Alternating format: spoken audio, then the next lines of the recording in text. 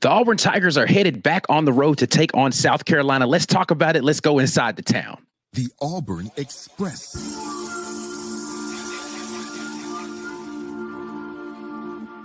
You are now listening to The War Report, Longtown Podcast.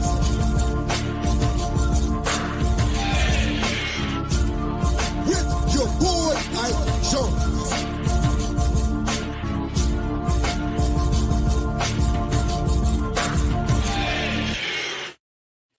Yes, indeed. Your guy Ike Jones here inside of Lobtown, part of the Auburn Express, powered by the War Report, talking a little bit of Auburn basketball. Auburn versus South Carolina set to take place tomorrow. They're in Columbia, South Carolina, and Auburn is favored in this game, of course, by most analytic models. But it's going to be a game where, listen, it's a game that Auburn should win. Let me just say that off the rip. Auburn should win this basketball game. Auburn is the better basketball team. But there are a couple of things that Auburn needs to look out for. And I think the biggest thing is the sluggish nature of an early tip-off on the road versus a team that's looking for their first win in the SEC. You need to be able to go in there and really establish that dominance early and take away the hope from them, and then finish a little bit better than you did versus Texas. Now, if we're looking at Texas versus South Carolina, I do believe that Texas is a better basketball team, so they have more ability for making it close late because they have those shot makers. I don't know that South Carolina has enough of that unless somebody just wakes up and is feeling dangerous that day. But Auburn should be able to go and handle business. But when we look at the matchup between these two teams, this is going to look and feel a lot like what the Missouri matchup was for Auburn in the first game in the SEC. South Carolina is a team that predominantly is going to function off of being able to get to the free throw line and get your folks in foul trouble. Now, the big difference between this South Carolina team and how they do it, Missouri is a downhill drive team, particularly with their guards. They do have the dynamic post presence there, but South Carolina really functions on being able to run through Colin Murray Boyles and his ability to get to the free throw line. So saying all that to say, Dylan Cardwell staying out of foul trouble is going to be important for Auburn because from a depth perspective, Missouri doesn't really have a deep bench to go to, particularly with their bigs, right? If Auburn can continue to have a fresh rotation of bigs out there and they're not having to change that rotation because of foul trouble, Auburn should be able to maintain dominance on the interior, particularly on the glass. They need to be able to limit the second chance points. This South Carolina team is one that is going to try to slow the pace down. Like Missouri wanted to get out and run. They want to get in transition. They want to force turnovers. They want to get, quick buckets before you get your set, your defense set. South Carolina actually wants to play in the half court for the most part. They want to be able to slow the tempo down. They want to grind out the pace of the game. So it's going to be a very contrasting style in that way. But again, how they are similar to Missouri is they're getting to the free throw line a lot. In fact, this season, they are averaging 25 free throw attempts per game in the SEC on this season. And they're doing a good job of continuing to do that here in SEC play. They are, next to Missouri, the only team that has more free throw or higher free throw rate in the conference than South Carolina is Missouri. So Auburn's already played one team that does that, but that home whistle, the difference between those two things, again, is South Carolina is going to be able to get that at home. They're going to have the guys that like to draw contact, and they're going to get that home whistle. And hopefully Auburn can avoid that and stay composed and just force them into tough shots. I watched this Missouri team play Alabama, and what Alabama did was it was a very sloppy game. It was an extremely sloppy game. But what Alabama did was they did a really good job of making sure that Missouri was taking tough shots and they were making it tough to run their action. So a good job defensively there.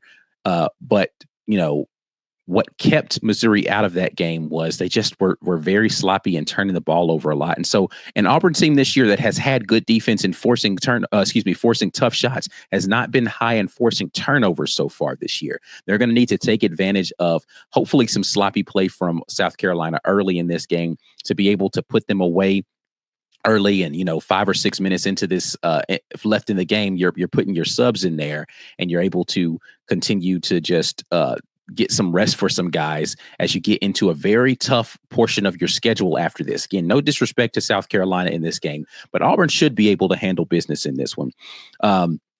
The big offensive threats there for South Carolina are going to be, of course, the sensational sophomore Colin Murray Boyles. He had a great freshman campaign this year, still doing well, 15.1 points per game. He's shooting around 59, almost 60% on the season from the field.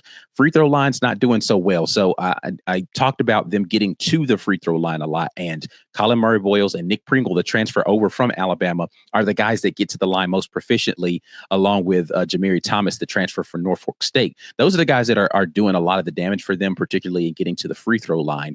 Not shooting a great free throw percentage amongst the three of them, though. When you look at the free throw percentage for Murray Boyles, Jamiri Thomas, and Nick Pringle, we're talking about guys that are shooting 68.8, 65.4, and 67.9% respectively, right? They get to the line a lot, not hitting the free throws a lot. In fact, South Carolina as a team is shooting free throws as below 70%, right? So it's not a team that's going to hit a lot of free throws, but I think the big thing is the focus on keeping Auburn out of foul trouble. It needs to be like defend without fouling. It's the same thing that we've been saying for a while now. It's particularly going to be important versus the teams that do a really good job of getting to the free throw line, like the Missouris and the South Carolinas of the world.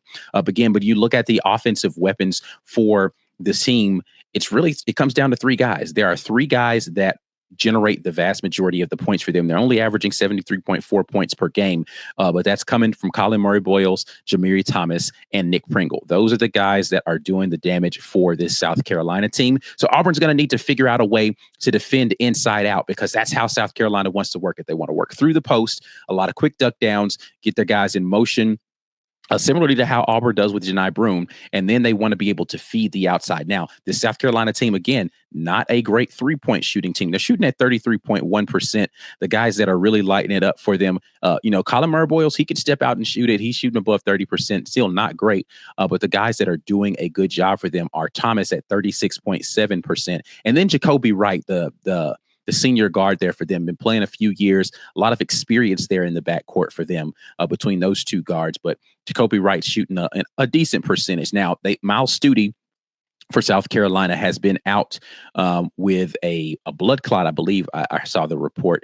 And so he has been the most proficient three-point shooter over the last couple of years for them, not going to be available for this game.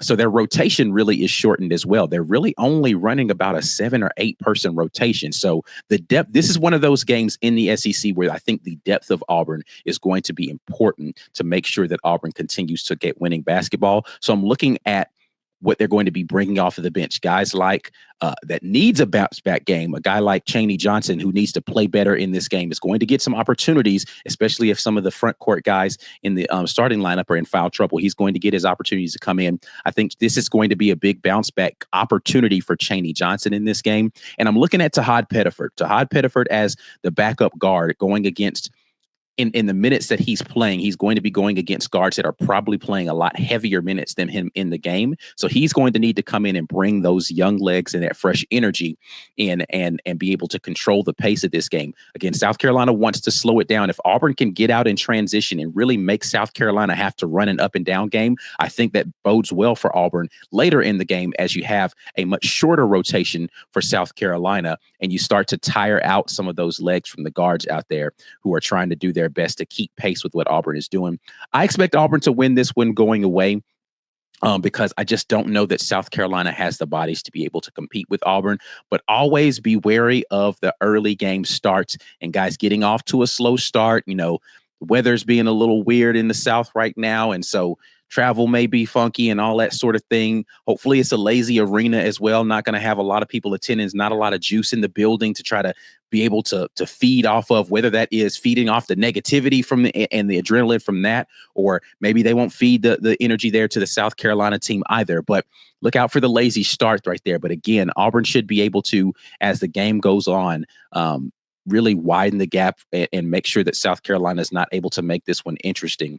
So definitely looking forward to seeing the outcome. But I want to hear from you all, as always, right down here in the comment section. Let me know what you're thinking about this game. Give me score predictions. Give me key plays, the players, and things that you want to be able to see from this team. I know there's a concern right now with Auburn being able to close out games. Are you more concerned because of what you saw in the Texas game? Let me know all of those things right down there in the comment section. If you made it this far, then you should be hitting the thumbs up on this video. You should be subscribing to the channel. Turn on the notification bell so you know when we're dropping content. And go ahead and lock in. We'll be going live again with a preview and final thoughts tomorrow before the game starts. My Green Name Gang, I got y'all again. We'll be doing some live reactions during the game. And of course, we'll be having post-game reactions tomorrow. But again, subscribe to the channel, like the video, share the content with somebody. We'll be back at you with great War Report content the next time. Until then, and as always, War Eagle.